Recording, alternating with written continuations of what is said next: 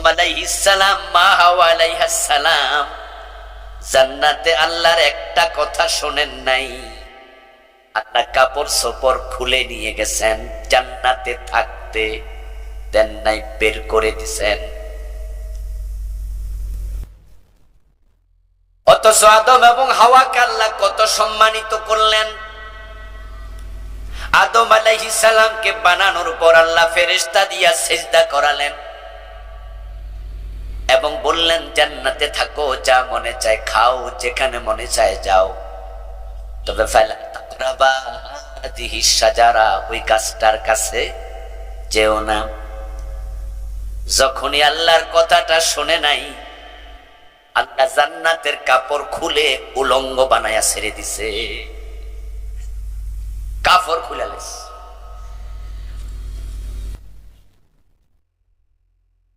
فلما ذاق الشجرة بدت لهما سوآتهما طفقا يقصفان عليهما من ورق الجنة। যখনই নিষিদ্ধ বৃক্ষের ফল খেলো, সাথে সাথে জান্নাতের পোশাক খুলে পড়ে গেল।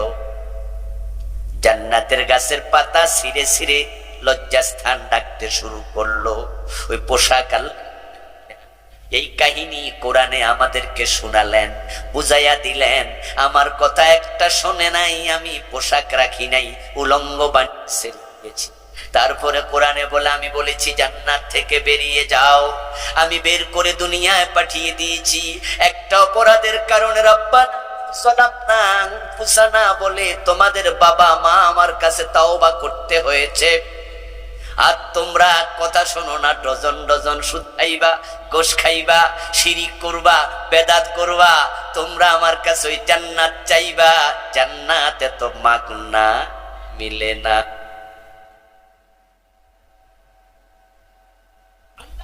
বাহিরে যে চলে আল্লাহ সিরিয়াস হয়ে যায়। ইউনুস আলাইহিস সালাম আল্লাহর কথা সামান্য একটু বাহিরে গেছে, আল্লাহ মাছের পেটে 40 দিন বন্দি রেখেছে। 40 দিন। তারপরে ইউনুস আলাইহিস সালাম মাছের পেটে বলতেছে লা ইলাহা ইল্লা আনতা সুবহানাকা ইন্নী কুনতু মিনাজ জালিমিন। ও আল্লাহ, তুমি ছাড়া ইলাহ নাই, তুমি পবিত্র, আমি ভুল করছি, আমি জালেম। কি ভুল করছিল? কি ভুল করেছিল? ওনার নবুয়তের অঞ্চল ছিল ইরাকের নিনুয়া নামক জায়গায়, ফোরাত নদীর এই পাশে। একবার তিনি তার উম্মতের পক্ষ থেকে উনার সাথে বেয়াদবির আশঙ্কা করলেন। ভাবলেন উম্মত তার সাথে অশোভন আচরণ করতে পারে। এই আশঙ্কা করে তিনি এলাকা ছেড়ে চলে যাচ্ছেন ফোরাতের ওই কূলে। কিন্তু যে আল্লাহ ওনাকে নিনুয়া নামক জায়গায় নবুয়তের মিশন পরিচালনা করতে বলেছে, ওই আল্লাহর সাথে পরামর্শ করতে মনে নাই। তাড়াহুড়া করে নৌকায় উঠছে, ওই পারে চলে যাব, মায়ের যেন খাওয়া না লাগে। আমার আল্লাহ কই, ইউনুস কোথায় যাও? যাওয়ার অনুমতি তোমারে কে দিল? কেমনে যাও আমিও দেখবো।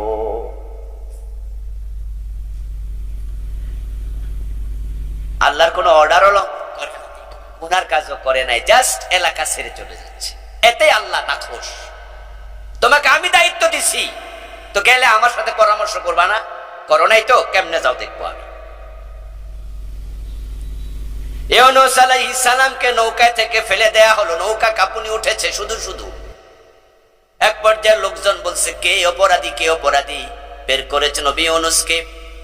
তারপরে নৌকা থেকে ফেলে দিয়েছে। কোরআনে আল্লাহ বলেন ফালতাকামাহুল হুত ওয়া হুয়া মুলিম। একটা বড় মাছ এসে ইউনুস নবীকে গিলে ফেলেছে। আল্লাহ বলছো মাছটাও ইউনুসকে গিলে ফেলো। এখন মাছের পেটে অন্ধকার। ইউনুস আলাইহিস সালামের মনে পড়ে গেছে আমার আরশের মালিক রব আমার উপর, আমি তো তার অনুমতি নেই নাই, ভুল হয়ে গেছে। তাই তিনি লা ইলাহা ইল্লা আনতা সুবহানাকা ইন্নী কুনতু মিনাজ জালিমিন পড়েছেন। এ দোয়ার নাম হচ্ছে দোয়ায়ে ইউনুস। গত 15 বছর যারা দেশ চালাইছে তারাও তো আছে, কিন্তু দোয়া পড়ার সুযোগও নাই, কারণ যে ক্ষমতা আছে এর নাম কি?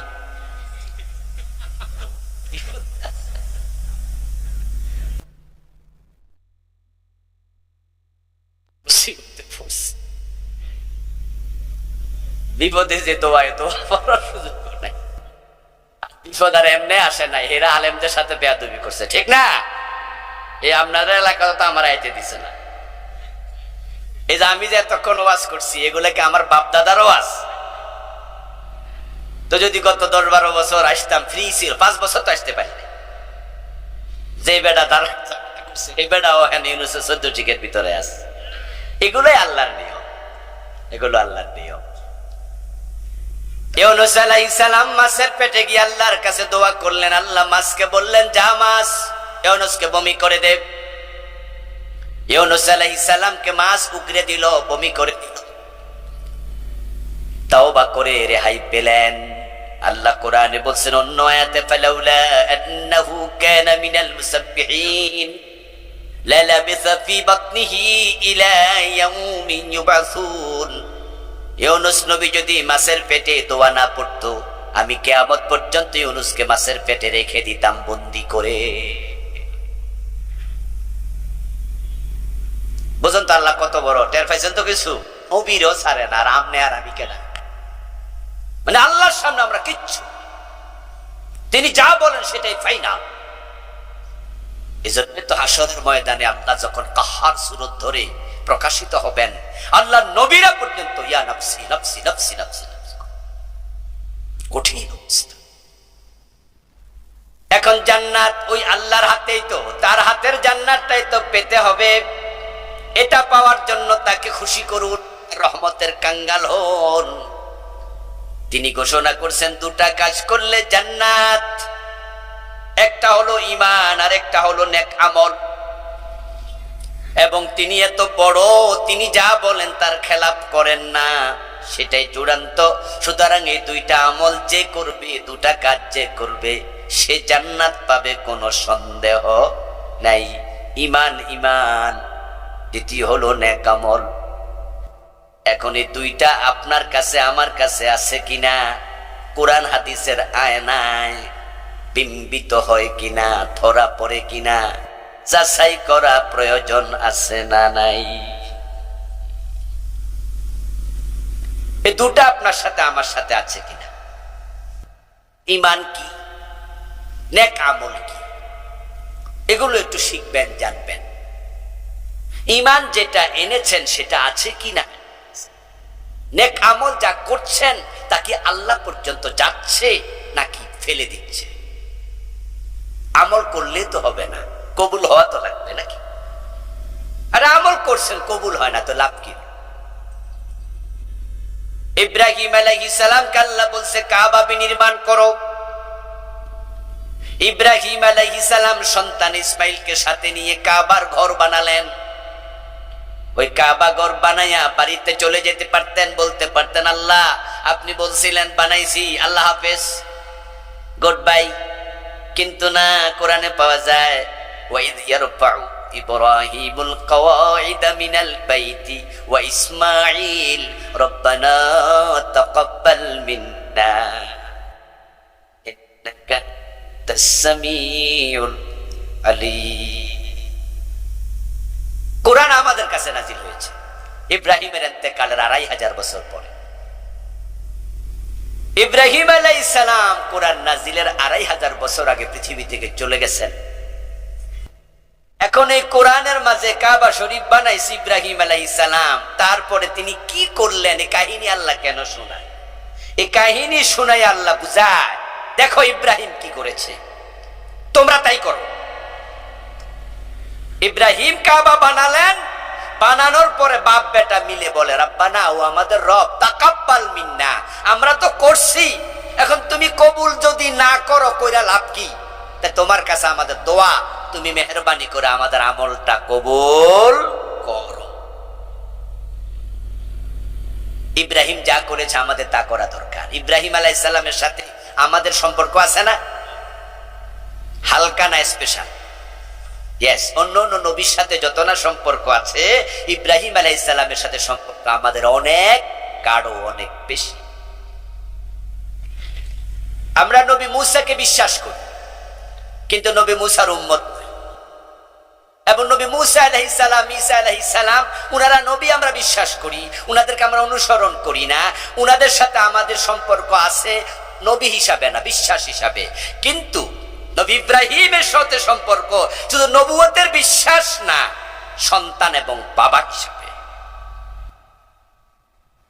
মিল্লাত আবিকুম ইব্রাহিম, মুসলিম জাতির বাবা ইব্রাহিম।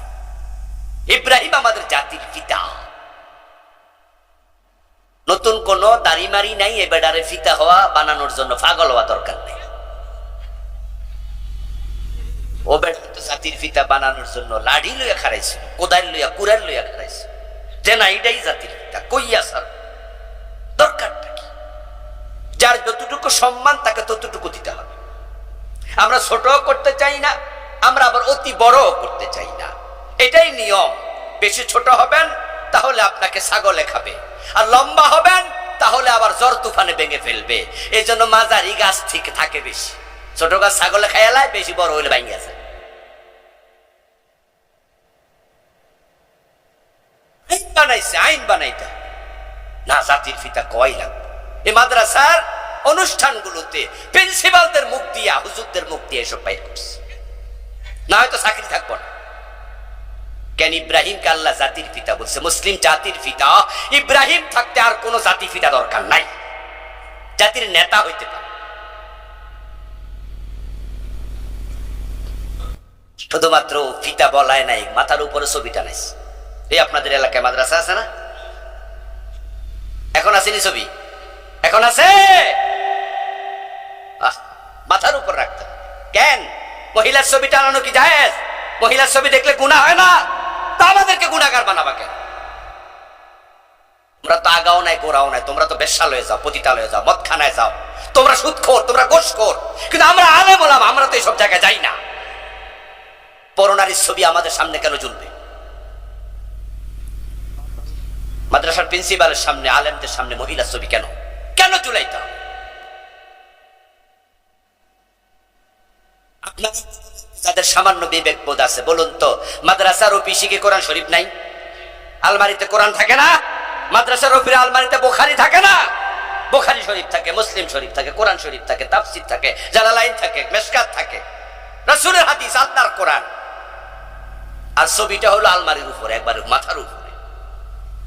একটা মানুষের ছবি কোরআন শরীফের উপরে, এমন আইন কেন বানাও? রেজাল্ট কি দাঁড়ালো? এমন দাঁড়ালো যে ছবি বানাইছো, মূর্তি বানাইছো, এখন আর একটাও নাই, গলায় রশি লাগাইয়া মাটি ফেলছে। এবং ভিডিওতে দেখলাম যে কোনো না কোনোটার উপরে দাঁড়াইয়া হিসু করে দিতেছে। এটাই নিয়ম। বাড়াবাড়ি ভালো নয়, কোনো কাজে বাড়াবাড়ি করবেন না। আল্লাহ আমাদের হেফাজত করুন, বলেন আমিন। আমার বন্ধু, আল্লাহর জান্নাত পাওয়ার জন্য দুটি বিষয় খেয়াল করবেন। ঈমান। এখন ঈমান তো ছোটকালে মক্তবে আনছেন, হুজুর তো আপনাকে লা ইলাহা ইল্লাল্লাহ কালেমা পড়াইয়া দিছে, মনে মনে ভাবছেন আপনি মুমিন। ও দোস্ত, কালেমা পড়লে যদি মুমিন হওয়া যায়, তাহলে আব্দুল্লাহ ইবনে উবাই, সে তো রাসূলুল্লাহর হাতে হাত রেখে কালেমা পড়েছিল, অথচ লোকটা মুমিন না মুনাফিক, জান্নাতি না জাহান্নামী। তার জাহান্নামে অবস্থান উপরের দিকে না সবার নিচে? কালেমা পড়েছে তো রাসূলের হাতে, লাভটা হলো কি?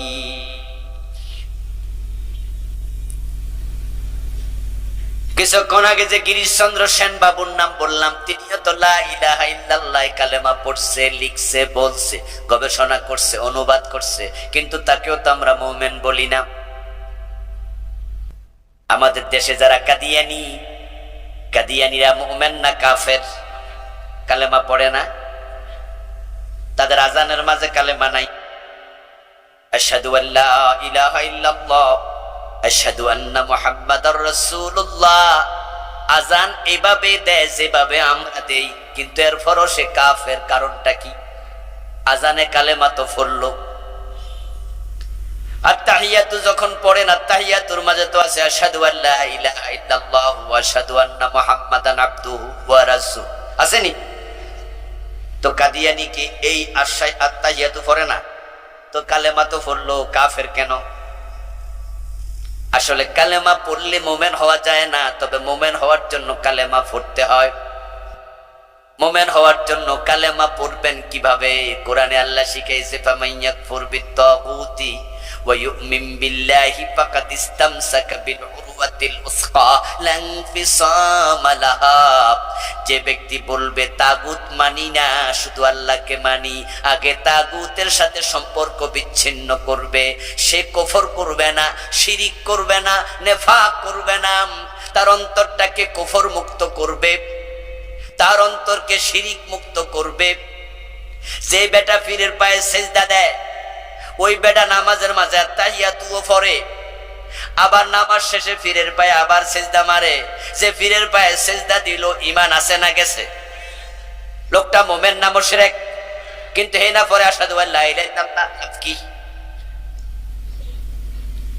এই জন্য মুমিন হওয়ার জন্য শর্ত হলো অন্তরটাকে আগে শিরিক মুক্ত করো, কুফর মুক্ত করো, নিফাক মুক্ত করো। এই যে কয়দিন আগে শবে বরাত গেল,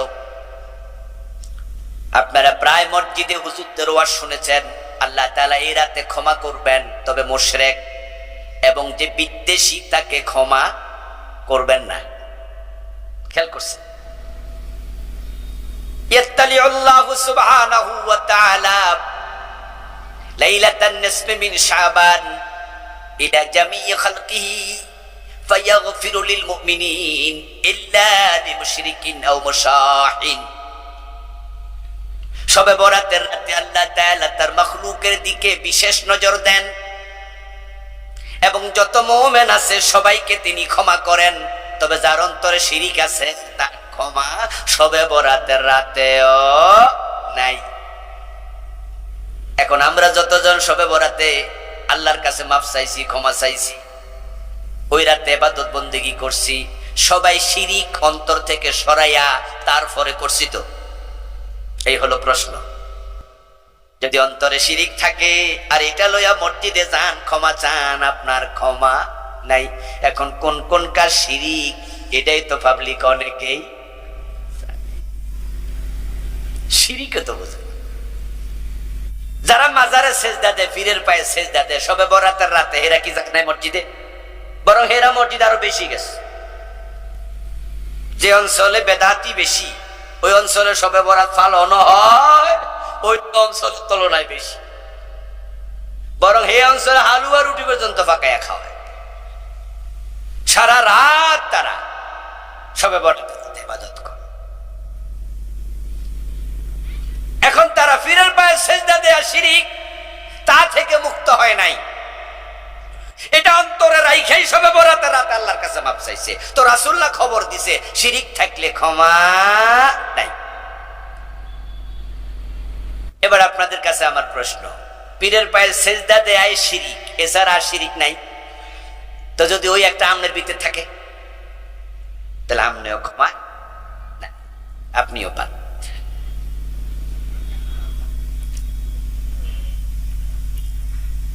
এখন ঈমান আপনার আসবে তখনই যখন আপনি অন্তরকে শিরিক, কুফর, নেফাক মুক্ত করবেন। করে আপনি এবার পড়বেন লা ইলাহা ইল্লাল্লাহ, আল্লাহ ছাড়া কাউকে মানি না। তাই ঈমান হবে শিরিক মুক্ত, কুফর মুক্ত, নেফাক মুক্ত।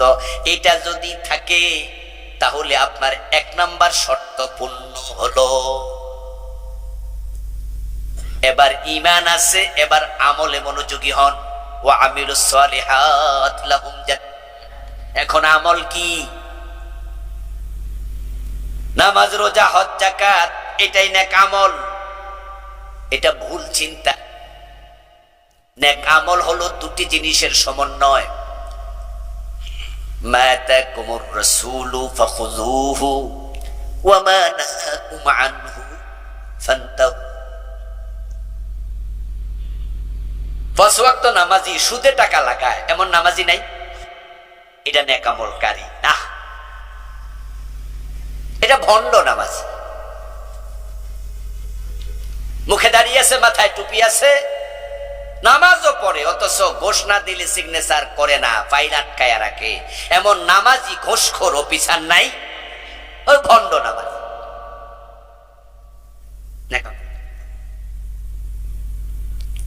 হজ করছে অথচ বোনের হক দেয় না, নিজেরটাও খায় বোনেরটাও খায় জোর কইরা। এমন হাজি নাই, ভণ্ড হাজি।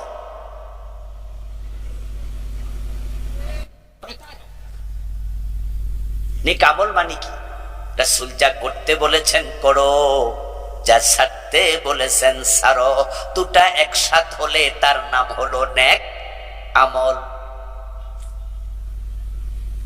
করণীয় গুলো করো, বর্জনীয় গুলো বর্জন করো, এই দুটার সমন্বয় না হলে নেক আমল হয় না। আল ইবাদাতু হিয়া কাযাউল হায়াতি বিহাসবি আওয়ামিরিল্লাহি তাআলা ওয়া নাওয়াহি। নেক আমল মানে ইবাদত, আর ইবাদত মানে হলো আল্লাহ এবং তার রাসূল যা করতে বলেছেন করো, যা ছাড়তে বলেছেন ছাড়ো। আল্লাহ বলেছে নামাজ পড়ো, এখন নামাজ পড়া নেক আমল। রাসূল বলছে সূর্য উদয়ের সময় পড়িও না, সূর্য মাথার উপরে আসলে নামাজ পড়িও না, সূর্য ডোবার সময় পড়িও না। তখন যদি কেউ নামাজ পড়ে এটা বদ আমল।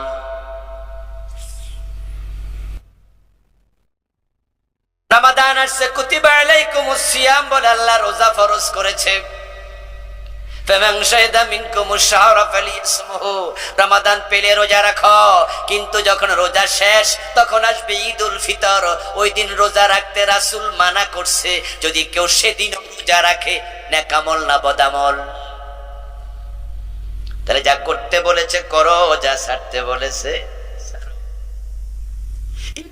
রোজা রাখলে সওয়াব হবে না গুনাহ হবে? সবাই বলেন না, সবাই বলেন না। ঈদের দিন রোজা রাখলে সওয়াব না গুনাহ? তো রোজা না ভালো জিনিস, গুনাহ হয় কেন? কারণ সেদিন রোজা রাখতে রাসূল মানা করছে। রাসূল যা মানা করছে এটা করা যাবে না।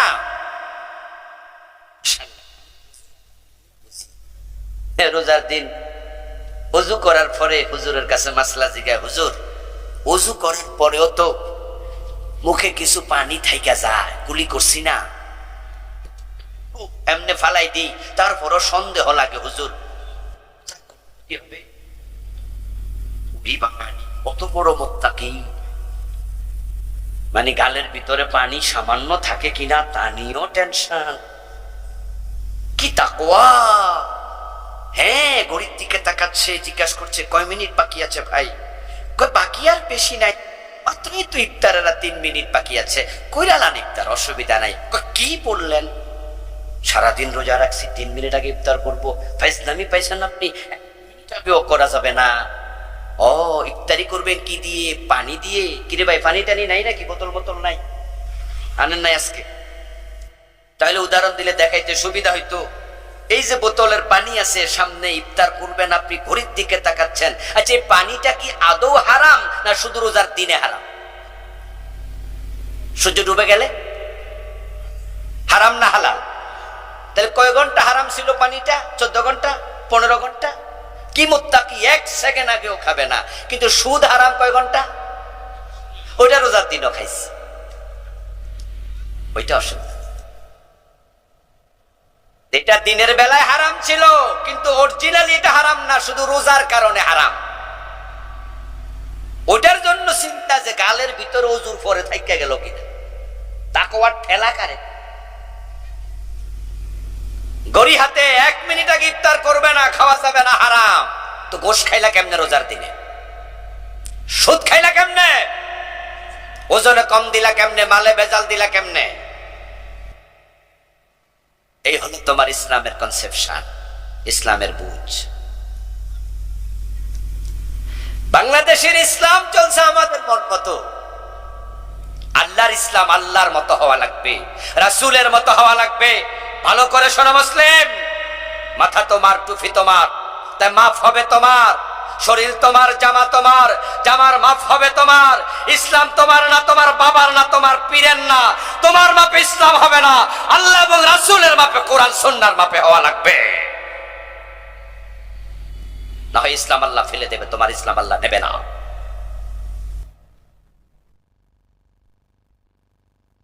নেক আমল কি? নেক আমল হলো যা করণীয় করা, যা বর্জনীয় তা বর্জন করা।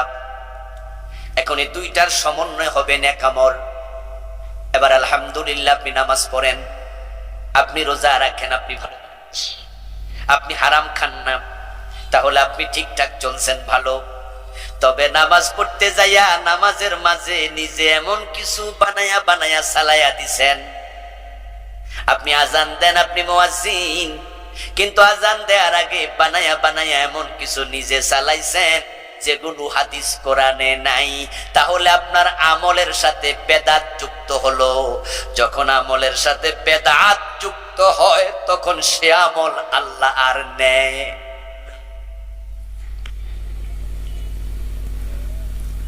তাই যে নেক আমলটা করবেন সেটা বেদাত মুক্ত হতেই হবে। রাসূল হচ্ছেন আমাদের মডেল। আল্লাহ তাআলা উনাকে সামনে রেখে আমাদেরকে বলে উনাকে অনুসরণ করো। কুল ইন কুনতুম তুহিব্বুনাল্লাহা ফাত্তাবিউনি ইউহিব্বুকুম।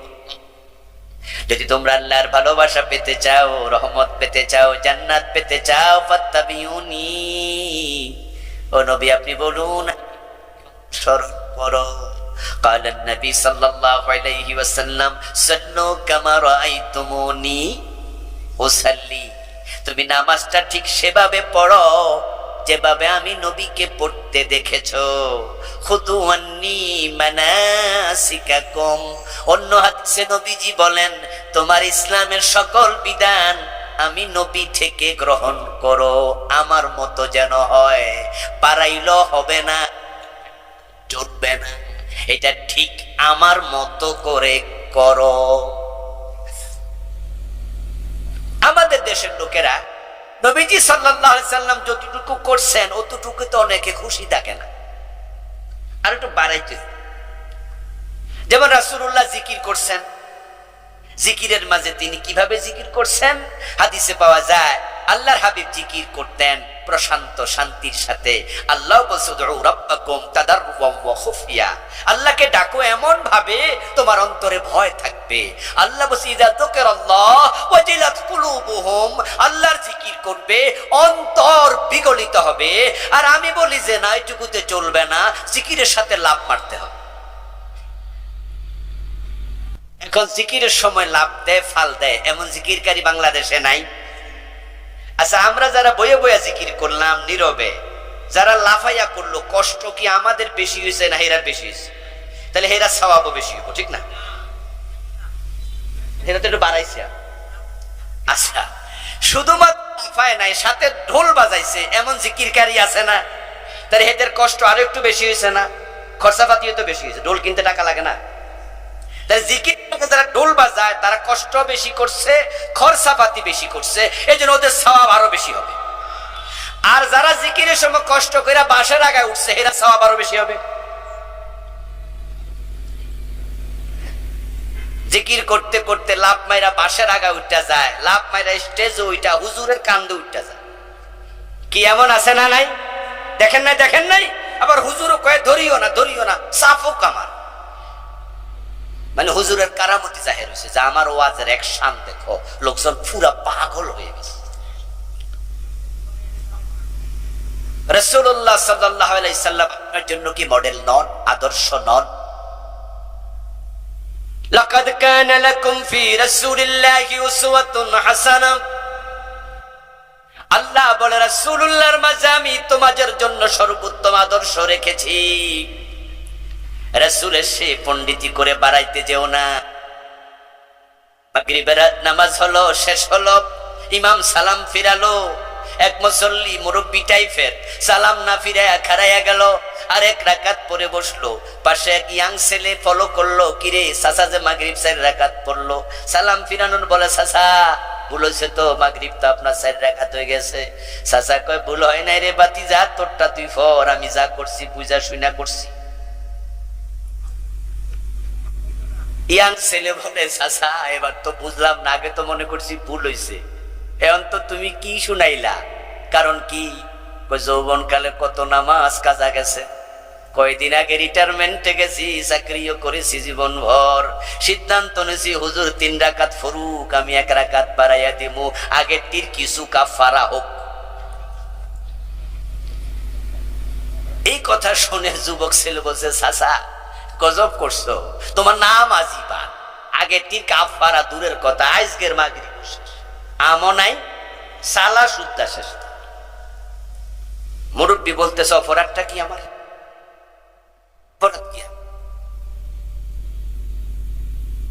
ইয়াং ছেলে বলতেছে, চাচা তোমার আমি বুঝাইলে বুঝদা না, ইমাম সাহেবের কাছে চলো। হুজুরের কাছে গেছে, হুজুর শুই না কইলো, চাচা এই কাম আপনি কতদিন ধরে? কয় মাসখানে। কয় পুরা মাসের নামাজ আবার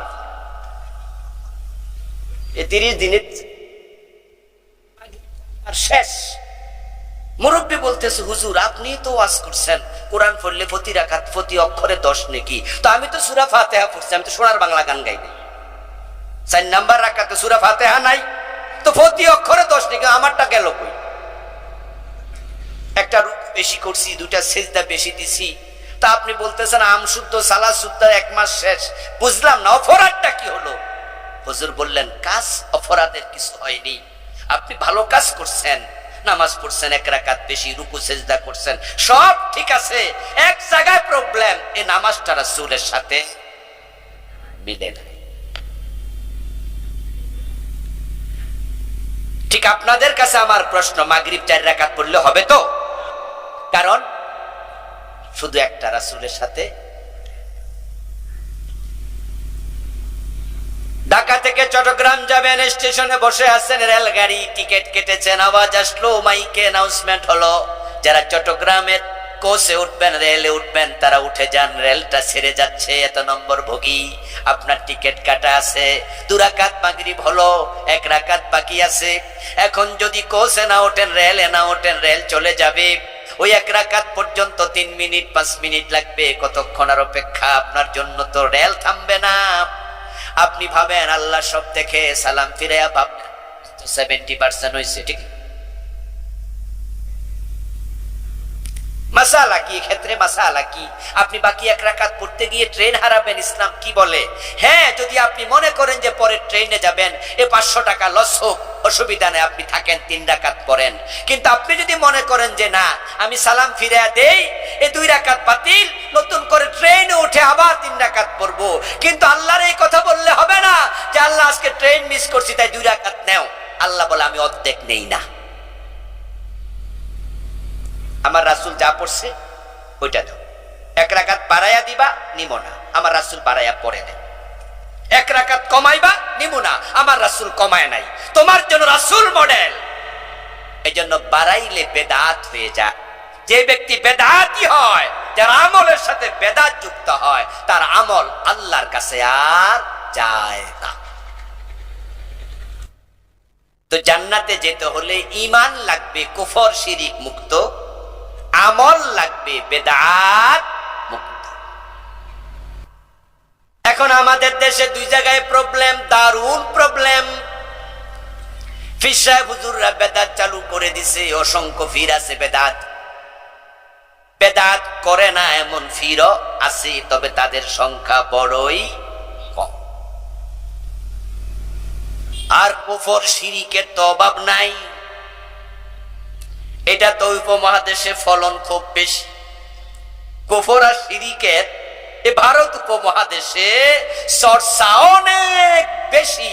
যেই সমস্ত আলেমরা পীরেরা এই দেশে কুফর শিরিকের বিরুদ্ধে জিহাদ করার জন্য আরব থেকে আসছে, ওরা মরার পরে আমরা মাজার বানাইয়া ওখানে শিরকের আখড়া বানাইয়া ছেড়ে দিচ্ছি। যেমন মাইনুদ্দিন চিশতি রহমতুল্লাহ আলাইহি, যেমন শাহজালাল শাহপরান। এই শাহজালাল শাহপরান, মাইনুদ্দিন চিশতি রহমতুল্লাহ আলাইহি আজমাইন, উনারা আসছে আরব থেকে ভারত। শাহজালাল আসতে তলোয়ার হাতে নিয়ে আসছে, তলোয়ার। ওই তলোয়ারটা এখনো সিলেটে উনার রওজার পাশে একবার, উনার মাজারের পাশে এক বাড়িতে আছে। আমার প্রিয় ভাইরা, যে শাহজালাল শিরকের বিরুদ্ধে আযান দিয়েছে, ঘোষণা দিয়েছে, গোর গোবিন্দের বিরুদ্ধে জিহাদ করেছে, ওই শাহজালালের মাজারে গিয়ে দেখবেন যে বেডা বেডি, আগরবাতি, মোমবাতি, পর্দার ফালাই নাই, একসাথে চলছে। শাহপরান রহমতুল্লাহ আলাই ছাত্র জীবন ওনার ওখানে সালাম দিতে গিয়েছিলাম 99 সম্ভবত। ওখানে গিয়ে নিজের চোখে দেখেছি ওনার মাজারের ভিতরে একটা মোটা গাছ, আর ওখানে দেখেছি এক ভদ্রলোক চারপাশে বাউন্ডারি ওয়াল, ছোট্ট করে ওয়ালের মাঝে সেজদায় পড়ে আছে, সরাসরি কবরে সেজদা দিচ্ছে। যে শাহপরান শিরকের বিরুদ্ধে আসছে জিহাদ করে, ওনার কবরে সেজদা দিতেছে। আর শাহপরান শাহজালালের মাজারের চারপাশে মোমবাতি দোকান, আগর দোকান দেখা মাথা বনবন করবে যে এত কিনে কেনা, এখান থেকে কিনা ওখানে দেয়, ওখানে তারা আবার এখানে বেচা দেয়। ব্যবসা জমজমাট। পাবলিক যায় এখানে কিনে, মোমবাতি কিনে কিনে ওখানে মাজারে নিয়ে দেয়, আর মাজারের খাদেমরা সব জমা কইরা আবার ওদের কাছে বেচা দেয় অর্ধেক মূল্যে। দিল পাবলিকে, ফেট বড় হইল কার? খাদেম। ওনাদের মাজারে কি পরিমাণ টাকা দেয় মানুষে কল্পনা, প্রতিদিন লক্ষ লক্ষ টাকা। আপনাদের কাছে আমার প্রশ্ন, মাজারে মানত করা কি জায়েজ? বরং এটা শিরক। তাহলে ওনাদের মাজার বানায়া শিরিক চালু হয়ে গেছে, কবরে সেজদা দেয়া শিরিক সেটা চালু হয়েছে, কবরের কাছে চাওয়া শিরিক সেটাই চাইতেছে। হিন্দুরা যায়, হিন্দুরা পর্যন্ত যায় চাইতেছে বাবা এটা দেন সেটা দেন। আর একদল আলেম পর্যন্ত গান বানাইছে, কেউ ফিরে না খালি হাতে খাজা বাবার দরবারে। হ্যাঁ, আল্লাহ ধন রাসূলকে দিয়ে আল্লাহ গেছেন গায়েব হয়ে, রাসূলের ধন খাজা নিয়ে শুয়ে আছে নাজবিরে, কেউ ফিরে না খালি হাতে খাজা তোমার দরবারে। নাউজুবিল্লাহ পড়েন। ছেলে মেয়ে সবার জন্য যায়। আরে কি পরিমাণ শিরিকে দেশে চালু আছে কল্পনাতে। আমার প্রিয় ভাইয়েরা, এখন আপনাদের কাজ কি? শুরুতে বলেছি ওয়াজ শুনবেন আর বাড়ি চলে যাবেন কান সুখ করে, লাভ নাই ওয়াজ শুনে, বরং আমল করুন। আমাদের যখন বুকে ব্যথা হয়, ডাক্তার ব্যথা ডায়াগনোসিস করার জন্য, ফাইন্ড আউট করার জন্য যখন বুকে একটু ওষুধ যন্ত্রপাতি দিয়া চাপটাপ দেয়, দিয়া যখন বুঝতে না পারে তখন বলে যান একটু আল্ট্রাসোনোগ্রাম করেন, একটা এক্সরে করে নিয়ে আসেন, একটা ইসিজি করেন, বলে না? আমার বন্ধু, আমরা যখন আল্ট্রাসোনোগ্রাম মেশিনের সামনে যাই, এক্সরে মেশিনের বুকে যখন বুক লাগাই, যখন ইসিজি করে, তখন প্রবলেমটা কোথায় সুন্দর করে এটা স্ন্যাপ আকারে বের হয়, রিপোর্ট হইয়া বের হয়ে আসে। আপনার ইমানে শিরিক ঢুকলো কিনা, ইমানে কুফর ঢুকলো কিনা, ইমানের সাথে নেফাক ঢুকে গেল কিনা। মাঝে মাঝে আল্লাহর কোরআন রাসূলের হাদিসের সামনে নিজেকে উপস্থাপন করা দরকার আছে না নাই?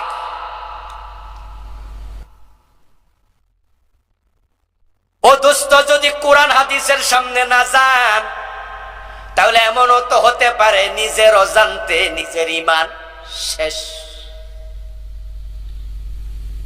قال النبي صلى الله عليه وسلم يأتي على الناس زمان يجتمعون في المساجد ليس فيهم مؤمن।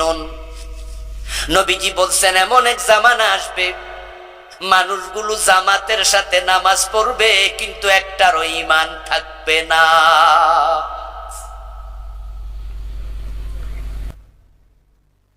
আল্লাহ বলেছেন তাকুনু বাইনা সাআতি ফিতানুন কাকিতাইল লাইলিল মুসলিম ইউসবিহু ফিহা আর-রাজুলু মুমিনান ফায়ুমসি কাফিরা।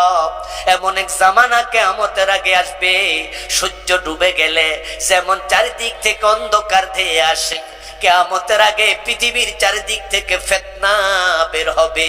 ওই ফিতনার জামানায় মানুষগুলো সকাল বেলায় মুমিন থাকবে, সন্ধ্যা বেলায় কাফের হয়ে যাবে।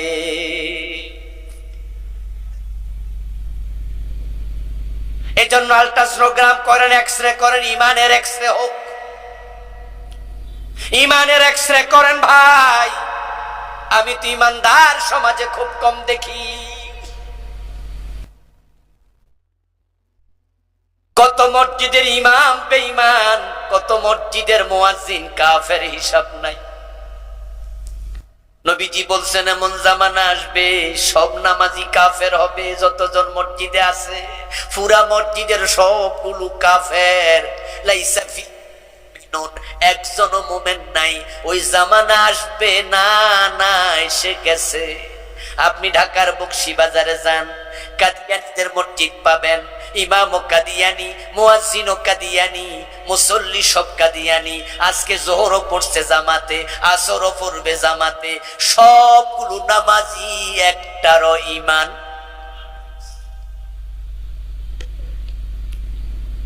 গোলাম আহমদ কাদিয়ানের জন্ম 1835 সনে, এ মাত্র আজ থেকে 250 বছর কম বেশি আগে। আমার রাসূল হাদিস বলছে 1450 বছর আগে।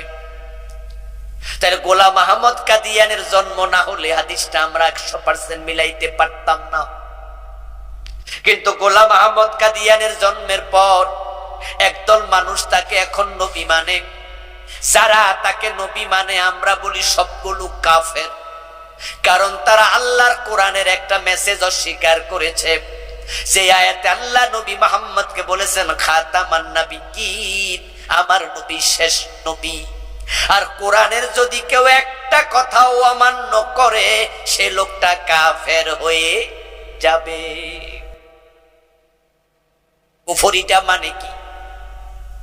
কুফরি হলো আল্লাহর কোরআনের কোন মেসেজের বিরুদ্ধাচরণ করা, অস্বীকার করা, অগ্রাহ্য করা, অমান্য করা। ঈমান মানে কি? ঈমান মানে হলো সবগুলো একসাথে গ্রহণ, এবং গ্রহণ করার নিয়ম হলো সবগুলো একসাথে, কোনটা বাদ দিয়া না। ছোটকালে মক্তবে পড়ছেন ইমানে মুজমাল, পড়ছেননি? আমানতু বিল্লাহি কামা হুয়া বিআসমাইহি ওয়া সিফাতিহি ওয়া কাবিলতু এই জামিআ, জামি মানি সব। আমি আল্লাহর উপর ঈমান এনেছি যেমন তিনি আসমা এবং সিফাতের সাথে আছেন। ওয়া কাবিলতু জামিআ আহকামিহি ওয়া আরকানিহি, এবং আল্লাহর যত হুকুম আছে, হুকুম আছে, আরকান আছে, আমি সবগুলো কবুল করছি, একটাও বাদ দেই নাই। এখন কাদিয়ানি বলে নবী মুহাম্মদ শেষ নবী না, গোলাম আহমদ কাদিয়ানো নবী। বলেন নাউজুবিল্লাহ। ঈমান আছে না গেছে? ঈমান হলো অঙ্কের মতো, কোনো ভুল গ্রহণযোগ্য হবে না। 10 লাইনের অঙ্ক 9 লাইন ঠিক হইছে, 1 লাইন ভুল হইছে, 10-এ কত পাইবেন? যে মোটেও লেখে নাই সে কত? যে 5-6টা ভুল করছে সে কত? দেখেন লেখে নাই 0, 4-5টা ভুল 0, 10 লাইনে 1 ভুল, তাহলে 0। ঈমান ঠিক তাই, সব মানতে হবে, একটা মানেন নাই বাকিটা মাইনা কোনো লাভ। ইবলিস শয়তান মুমিন না কাফের? আল্লাহর কয়টা হুকুম মানে নাই? শুধু আদমরে সিজদা করো, হে কই করমু না। আল্লাহ কই যাবে ঈমান, ফখরুজ মিনহা ফাইন্নাকা রাজিম, অভিশপ্ত বেরিয়ে যা। আবা ওয়াস্তাকবারা ওয়া কানা মিনাল কাফিরিন, তোর ঈমান শেষ, তুই বেরিয়ে যা। ইবলিস আল্লাহর একটা আইন মানে নাই, সে কাফের হয়ে গেল। কাদিয়ানি একটা কথা মানে নাই, কোরআনের কাফের হয়ে গেল। এবার আপনার আওয়াজ দেন তো, কোরআনে চোর ধরে হাত কাটো এমন আইন আছে না নাই? বাংলাদেশে কয়দিন মানছেন? জেনা করলে 100 বেত লাগাতে হবে, সূরা নূরে আছে না নাই? 100 বেত কয়দিন লাগাইছেন জেনাকারীকে? মদ পান করলে 80 বেত দিতে হবে, এমন আইন হাদিসে আছে কিনা? বাংলাদেশে মদ আছে না নাই? 80 বেত কয়দিন দিছেন? কোরআনে আছে লা লাহুল খালকু ওয়াল আমরু, সাবধান, সৃষ্টি যার, আইন চলবে শুধুই তার। আপনাদের কাছে জানবো, বলুন তো সৃষ্টি কার, আইন চলবে কার? বাংলাদেশে কয়দিন চলছে আল্লাহর আইন? তো শয়তান মানে নাই কয়টা? তো আমরা মানতেছি না কয়টা? তো হে কাফের, আমনে কি আল্ট্রাসোনোগ্রাম করুন ঈমানের।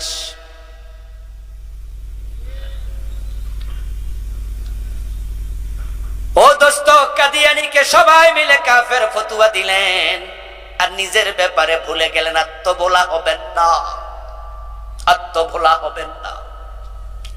শুরুতে বলেছি আল্লাহ এত বড়, তিনি কারোরে ছাড়ে না। আরে আদম রে আর মুসারে, আপনার ইউনুস নবীরে পর্যন্ত ছাড়ে নাই, আর আমনে আর আমি কোন হরিদাস কে হনুরে? আল্লাহর কাছে তো পায়ের স্যান্ডেলের জুতার দুলাও না, কিচ্ছু। যে আদমরে আল্লাহ নিজ হাতে বানাইছিল, কথা শুনে নাই, আল্লাহ কাপড় চোপড় খুললে বের করে দিয়েছে। আল্লাহ কি বুঝেন আপনি আল্লাহর ব্যাপারে? এই জন্য আমরা বলি আল্লাহর আইন মানো, কোরআনের আইন মানো। যেখানে পারবা না সেখানে তওবা করো। রব্বানা, পড়ুন আমার সাথে, রব্বানা যালামনা আনফুসানা ওয়া ইন লাম তাগফির লানা ওয়া তারহামনা লানাকুনান্না মিনাল খাসিরিন। আদম আলাইহিস সালাম যে একটা ভুল করলেন, তওবা করার পরে উনি কি আল্লাহর অবাধ্য আর হইছে? ইউনুস আলাইহিস সালাম যে একটা বিষয় একটু হালকা ভুল করলেন, তওবা করার পরে আর কি অবাধ্য হইছে? এটাই তওবার নিয়ম। আমরা যা করি নাই, তওবা করার পরে আর করব না এটা বলবো না, করিতেই থাকবো। 54 বছরে বাংলাদেশ আল্লাহর আইনে আমরা চালাতে পারি নাই। এবার অগাস্ট বিপ্লবের পরে আমরা তওবা করতে চাই, আগামী সংসদে আল্লাহর কোরআনকে সংবিধান বানাতে চাই।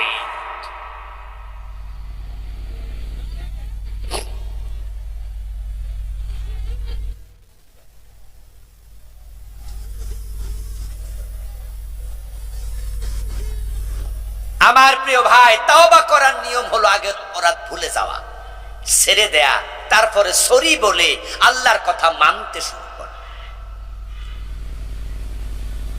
যাদের সুদে টাকা লাগানো আছে তারা সুদ ছেড়ে দেবেন, আজকে সিদ্ধান্ত নেন। এবার আল্লাহকে বলেন, আল্লাহ আমি আর খাবো না। যদি পারেন আল্লাহ সুদের গুনাহ মাফ করেন। কিন্তু আপনি তাওবা করবেন না, অন্যায় করতে করতে মরে যাবেন। আল্লাহ বলে আমি ছাড় দেই না। ইন্না বাতশা রাব্বিকা লাশাদীদ, খুব শক্ত ভাবে যারে ধরে তারে আর ছাড়ে না। আল্লাহর ক্ষমতার সামনে ফেরাউন কিচ্ছু না, নমরুদ কিচ্ছু না। আপনি কি ভাবেন নমরুদ এমন এক পাবলিক যে তামাম দুনিয়া শাসন করছে, তামাম পৃথিবী শাসন করছে? এমন মানুষ হলো 4 জন, 2 জন কাফের, 2 জন মুসলিম। কাফের 2 জনের মাঝে একজন হচ্ছে বখতে নাসর, আরেকজনের নাম হলো নমরুদ। মুসলিম ছিল 2 জন, যুলকারনাইন, হযরত সুলাইমান আলাইহিস সালাম। সূর্য যেখানে উঠেছে আর যেখানে ডুবেছে, প্রাচ্য থেকে পাশ্চাত্য পর্যন্ত পুরা পৃথিবী ছিল তাদের ক্ষমতার বলয়ের অধীন। আল্লাহ এমন ক্ষমতা নবী সুলাইমানকে দিছে, দুনিয়ার শুধু মানুষ না, জিনেরা না, পশু পর্যন্ত তার কথা মেনে চলতো।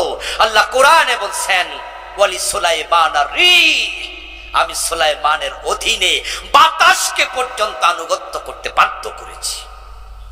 বাতাস পর্যন্ত সুলাইমানের, কোরআনের আয়াত, ওয়ালি সুলাইমান আর-রিহ রাওয়াহু আশহার ওয়া কুদ।